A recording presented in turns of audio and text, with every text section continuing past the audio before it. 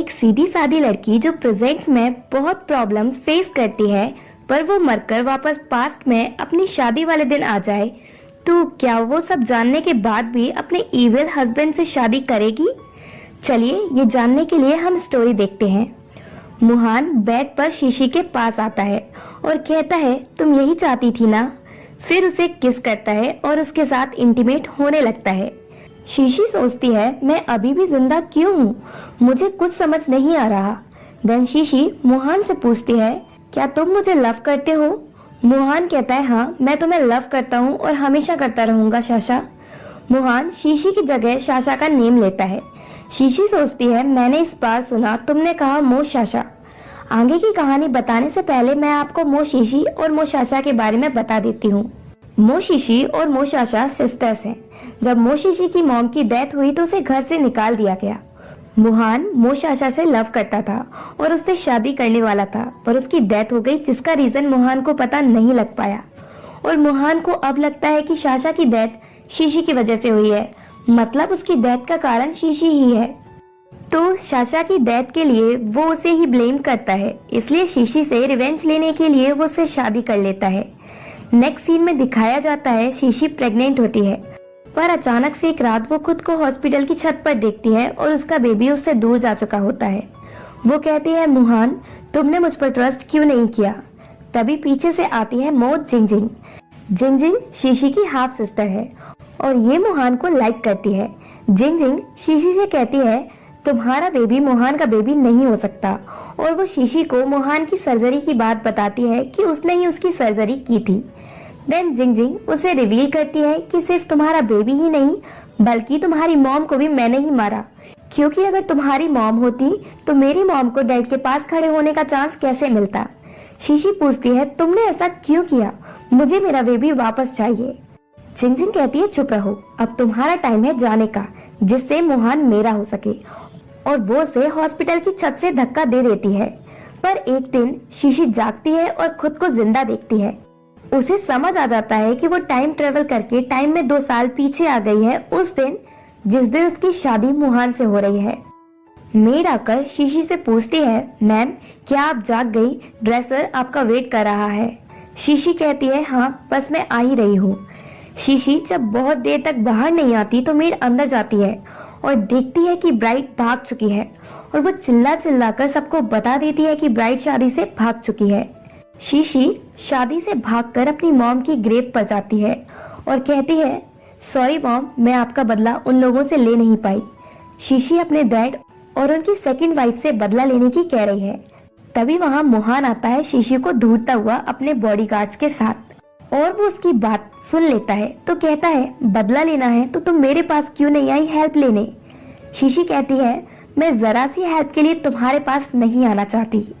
मुहान शीशी से कहता है, छोड़ो ये सब, पर शीशी कहती है, तुम यहाँ मुझे लेने आए हो या किसी से लड़ने जो बॉडीगार्ड्स लेकर आए हो? मुहान कहता है, हम अपनी वेडिंग के लिए लेट हो रहे हैं, इसलिए तुम मेरे साथ चलो बिना कोई नाटक किए। शीशी कहती है, तुम सिर्फ शाशा को लव करते हो, मेरा तो तुम सिर्फ यूज कर रहे हो। मुहान शीशी की बात सुनकर चौंक जाता है और पूछता है, तुम्हें कैसे पता सब? शीशी कहती है, मैं तुम्हें लव नहीं करती, इसलिए ये सब यही एंड करते हैं। मुहान कहता है, शीशी तुम गलत समझ रही हो। शीशी, अच्छा ऐसा है तो मैं तुमसे कुछ पूछती हूँ, तुम्हें क्यों लगता है कि मैंने शाशा को मारा है, जबकि उसकी डेथ के टाइम मैं उससे बहुत दूर थी? मुहान बताता है, मेरे पास ऑलरेडी प्रूफ है, इसलिए मुझे तुमसे कोई सफाई नहीं चाहिए, और वो उसे जबरदस्ती वेडिंग के लिए ले जाता है। शीशी चिल्लाती है, मैं तुम्हें डाइवोर्स दे दूंगी। मुहान कूल डाउन होकर कहता है, वेडिंग में मिलते हैं। वेडिंग स्टार्ट होती है। शीशी रेडी होकर आती है और वेडिंग की प्रिपरेशन देखकर उसे फ्यूचर में हुई सारी बातें याद आती है। वो सोचती है, लास्ट टाइम मैंने सोचा था कि मैं बहुत लकी वुमेन हूँ जो जिंदा हूँ, पर वो सब मेरा बहन था। फिर शीशी उन सारी बातों को याद करती है जो उसके साथ पहले हो चुका है, जैसे वेडिंग के बीच मुहान ने उसे छोड़ा, सभी गेस्ट के आगे इंसल्ट की। शीशी सोचती है, बस मुझे ये पता था कि वो प्रिंस है, पर ये नहीं पता था कि मैं उसकी प्रिंसेस नहीं हूँ। शीशी फ्यूचर छोड़कर प्रेजेंट में आती है। वेडिंग के बीच में मुहान को किसी का कॉल आता है। शीशी हंसने लगती है क्योंकि उसे सब पता है कि अब आगे क्या होगा। वो उसे वेडिंग में अकेला छोड़ जाएगा इंसल्ट करके। इसलिए पहले से ही शीशी उससे कहती है तुम्हें कुछ वर्क आ गया ना, कोई प्रॉब्लम नहीं है, तुम जा सकते हो, वैसे भी मैं ये वेडिंग नहीं चाहती। मोहन का असिस्टेंट कहता है सर आपकी कार रेडी है। मोहन उससे कहता है तुम जाओ, मैं बाद में आऊंगा। शीशी को समझ नहीं आता कि मोहन का माइंड कैसे चेंज हो गया। पहले तो वो मुझे लास्ट मोमेंट पर छोड़ गया था। मोहन शीशी से कहता है हमारी वेडिंग इसी टाइम होगी, मैं तुम्हें सेकंड चांस नहीं दूंगा। शीशी कहती है मोहन मैं थक चुकी हूँ, और सोचती है मुझे ही क्यों हमेशा सफर करना पड़ता है, पर इस बार तुम्हें सफर करना होगा मोहन। शीशी वेडिंग से जाने लगती है और मोहन से कहती है तुम जाओ जिंगजिंग के पास। मोहन अब तुम पीछे नहीं जा सकती, अब तुम मुझसे स्टक हो चुकी हो। वो उससे जबरदस्ती शादी कर लेता है और किस करता है। शीशी उसे समझाती है कि तुम्हें अपनी खुद की मैरिज सेक्रीफाइस करने की जरूरत नहीं है मुझसे रिवेंज लेने के लिए। मोहन शाशा अब मर चुकी है, इसलिए मैरिज का मेरे लिए कोई मतलब नहीं है। शीशी और मोहन की बहस चली रही थी कि तभी वहाँ मोहन की बहन शुए आती है जिंगजिंग को लेकर। मोहन की बहन शुए भी शीशी को पसंद नहीं करती। वो नहीं चाहती कि मोहन और शीशी की शादी हो, बल्कि वो तो चाहती है कि मोहन की शादी जिंगजिंग से हो, इसलिए वो दोनों उनकी शादी ही रोकने आती हैं। शुए शीशी से कहती है तुम अभी भी यहाँ क्या कर रही हो, यहाँ से जाओ, मेरे भाई के लिए तुम जैसी लड़की बिल्कुल भी ठीक नहीं होगी, और इतनी अच्छी और एक्सपेंसिव वेडिंग ड्रेस पहनकर तुम कोई अच्छी इंसान नहीं बन जाओगी, रहोगी बुरी की बुरी।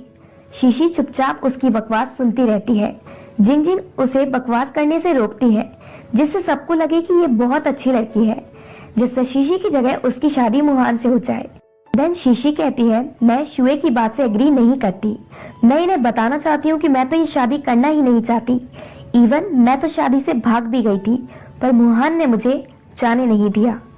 ये सुनकर जिंगजिंग और शुए चौंक जाती हैं, क्योंकि जो मोहन शीशी से नफरत करता था आज वो उससे ही शादी करना चाहता है। और इसी के साथ पार्ट 1 एंड होता है। दोस्तों आप सभी मुझे कमेंट्स करके जरूर बताना कि आप लोगों को ये ड्रामा कैसा लगा, जिससे मैं इसका नेक्स्ट पार्ट जल्दी ला सकूं।